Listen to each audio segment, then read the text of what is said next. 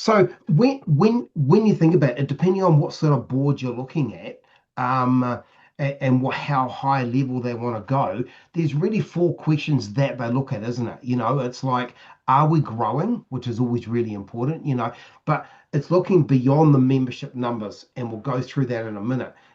It's like tracking new members, registrations, renewals, all that sort of stuff, and what your net growth is. Okay. They obviously want to look at, are we losing members? And sometimes they want to know why, even though you don't want it, even though sometimes you actually don't know why you're losing members. But that's something to actually look at. Is it the size of the organization you're losing? Because you actually might have a membership organization, so yeah, a membership association where you've actually got it's based on turnover. And as soon as you get the economy crunching, guess what? All these members go, I can't afford our registration anymore. So you lose it that way. What's driving change? Obviously, very much the same thing. What's the economy doing and all that sort of stuff. And obviously, the last one is, what should we do about it? Which is probably, as an executive, we need those answers to give to the board so we can move forward. Okay.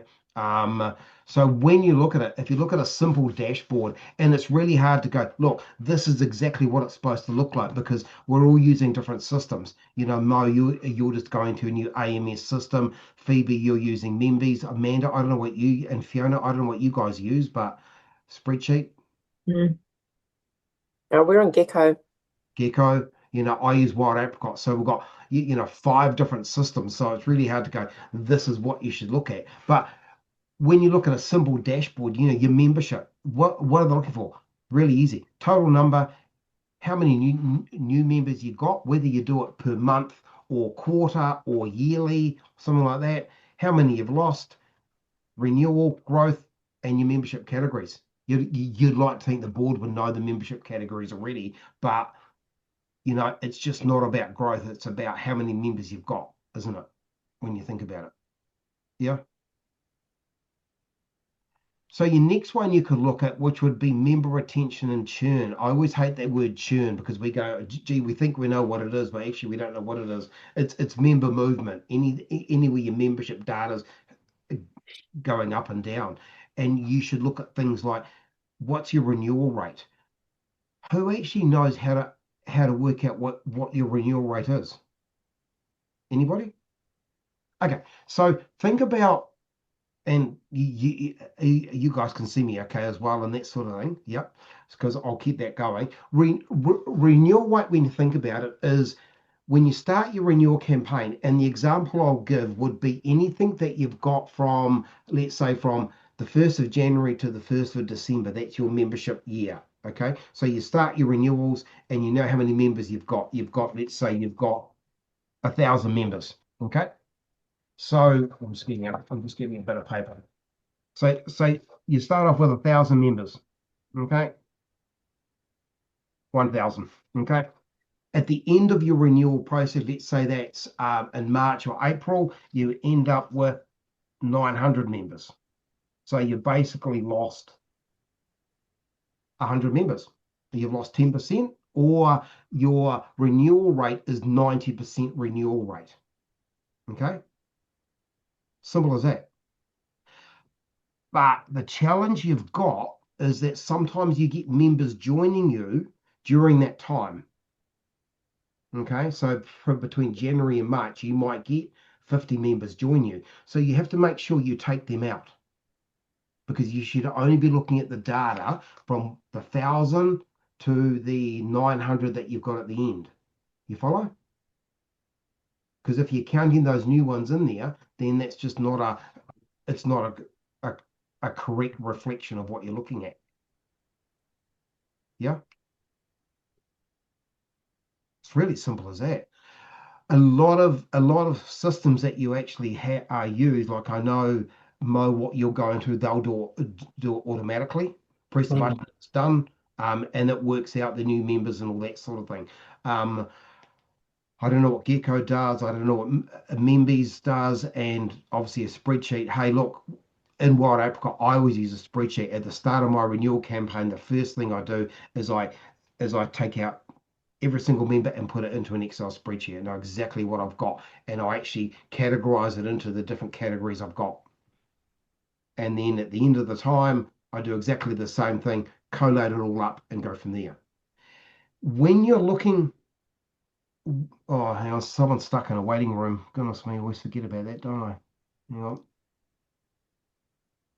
hang on. I just gotta get back to that. Admit, there's all these people here.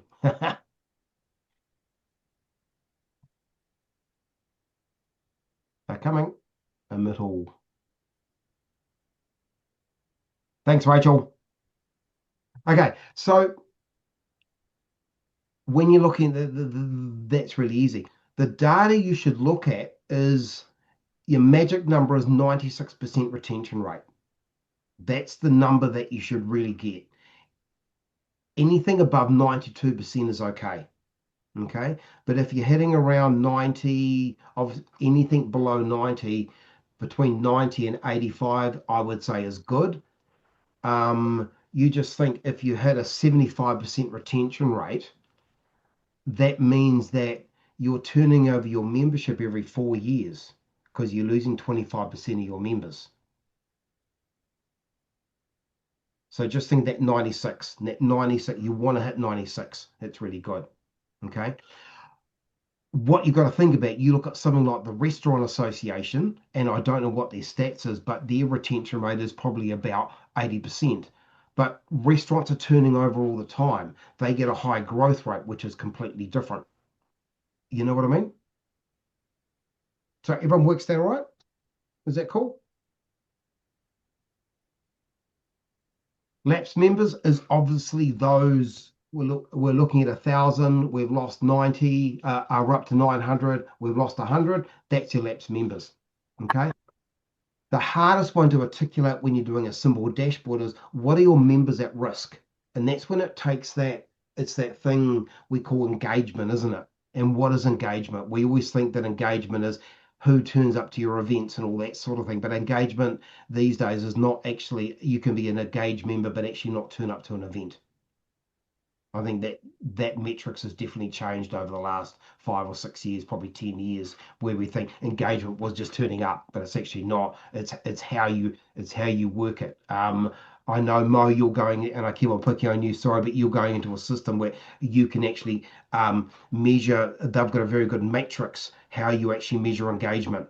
Like it's 1 point if they do a newsletter, 2 points. I know it sounds awful, Yep. but it's like that sort of thing. If they click on something, they download something, they get so many points. At the end of the year, you can actually get an actual a spreadsheet to say these are our most engaged members. However, you can also get a spreadsheet to say these are our least engaged members.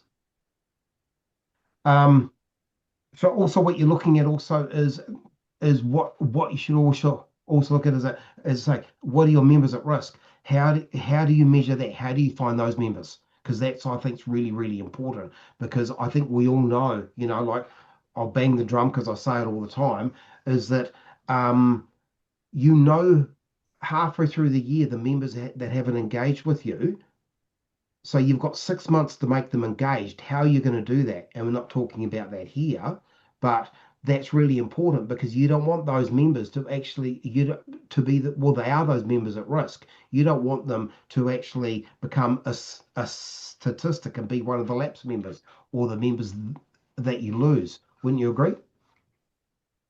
Another one is average length of membership. Um, Very hard for an association like Enzo to turn around and go, our length is X because we've got no idea. But when you're talking associations that are older than 5 or 6 years, in theory, you should know what your average length of your membership is. So then you can work out what is the cost of your member. What's your average cost of your member through its lifetime with you? So let's say your average is 10 years and you have $100 membership. Well, that is $1,000, isn't it? Okay. So there, their cost of their membership is $1,000. Okay. Plus whatever. If they go into an event, it costs more and that thing. So you could say the cost of that particular membership might be $1,500, let's say. So to get a new member, potentially, it's going to be $1,500. So how much do you spend on getting a new member? If I was a board, I'd be asking those questions. Ask questions anytime, you guys. So the next one you're looking at would be engagement. As I know I briefly spoke about it, but this is what your board wants to see. What's your event attendance based on your budget, based on last year, based on whatever you like. It's same with webinars. We can look today, we had 16 people register, but only 8 turned up. Are those other 8, where are they? I've probably got 6 texts from people saying, hey, look, I can't make it today. Are you recording it? Absolutely. Open rates. Who's got a system where you can actually look at the member open rates and click rates? Not routinely. Anyone? We do. We just realized that one of the features for click rates is broken, though. So not great. We have one, but we always forget to actually look at the stats. Yeah. So your average stat, I don't know. It's really hard. I talk to some associations and they say our open rate's 30%, some are 60%. I'm getting the averages about 45, 50% on open rates. And it's really hard because when you look at also, someone can actually read your newsletter on Outlook and read the whole thing, but it's not considered as an open rate. So it's how it's measured. So the open rate stat is very good. Click-through rates are probably more something to actually probably look at, and they're probably lower. Anything above 25% click-through rate, I would say, is actually really pretty good if you're looking at it like that. Also in your metrics, you should look at something like, your committee and volunteer involvement. I don't know who has volunteers and committees. Are we telling our board that, Joe Bloggs did a really good job and all that sort of stuff, which is always important. Resource downloads is important as well. A lot of people can't track that. I've never been able to track that, but I thought I'd put that in there. But that's another form of engagement. I was talking to an association last week and they said, oh yeah, we downloaded your speaker contract last week. Oh, didn't even know. It would be quite good to know that sort of thing because that's a form of engagement, isn't it?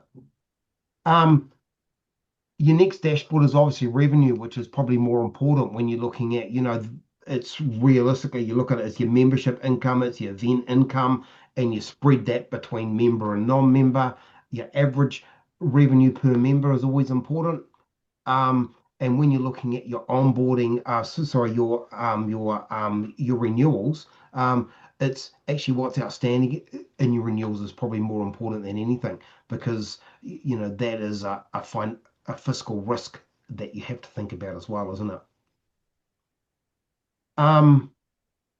If you really want to sort of ramp it up a little bit, you can put other things in the dashboard as well. Things like who are your first year members, who are your long-term members. We know that when you're looking at first year members, they're the ones you're going to lose first because you have to try and onboard them better. And what does onboarding look like? Because we want to keep them better. The drop of that is around, your retention of that is about 80% of your first year members. So you're losing 20% of your members. So that definitely will affect that goal of 96% retention rate. Who are your long-term members? Are they going to be dropping off? How many are dropping off is always important as well. Dropping off meaning retiring and all that sort of stuff. Put in what your membership categories are and how you actually dissect them and all that sort of thing. What else is there? Would there be? Organizational size, always important. Region, if you want to break it down to region, if you want to break it down to the sector, probably it might be important for you when you got different dentists and oral health hygiene people and all that. Do your board want to see that? event attendance, non-attendance, and obviously whatever engagement level that you're doing. So I think the biggest thing you have to think about is that you have to change what your board thinks about the actual analytics into we think membership is okay to something like we know what's happening and why it's happening and what are we going to do next. And here's an example that I want to give you guys that we use. So here's Enzo's. I could just put we have 339 members. Okay. Isn't it better to also put a dashboard? Enzo is growing. We have 49 new association executives joining since the start of the year. However, traditional growth slows from July onwards. So the board should consider whether a targeted mid-year campaign should be important. Yeah, wouldn't you agree?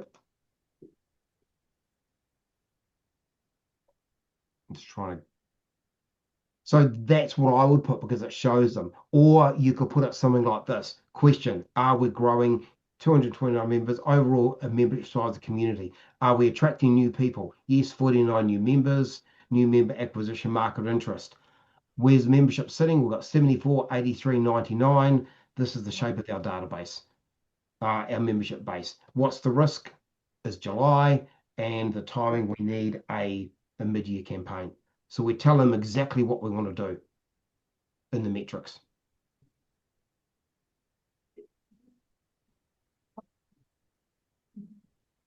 Wouldn't you agree? So what's useful is when they become useful is when you can look at the possible drivers would be things like if you've got poor onboarding, that's going to affect your membership statistics. Obviously lack of engagement, which is obviously pretty easy. Sometimes when you look at change of job, change of organization, we tend to lose members. So you need to put that in there as well. Think about that. Think about budget pressure for people. I think the most important ones that we really have to look at statistically are things like, yeah, it has been recorded, Amanda. Things like unclear value. You know, why should we join you? Why should we stay? All that sort of stuff, which is really important. Over communicating with your members is always something that tends to lose them as well sometimes. And the communication not being relevant, which is something as well. It's all these things. Poor events, members not being communicated to. It was just some things that I threw up there that potentially you could utilize to try and say to your board, hey, this is what it is. It's really all I've got, actually, to be honest. It's like it was really hard one to do. It was like I tried to get a few people to say, hey, look, will you talk about this sort of thing? And it was like no one was really keen on talking about metrics and all that. It was like, well, it's quite easy, isn't it? I'm just trying to work out how to stop sharing. There we go. You know, any questions? Can I ask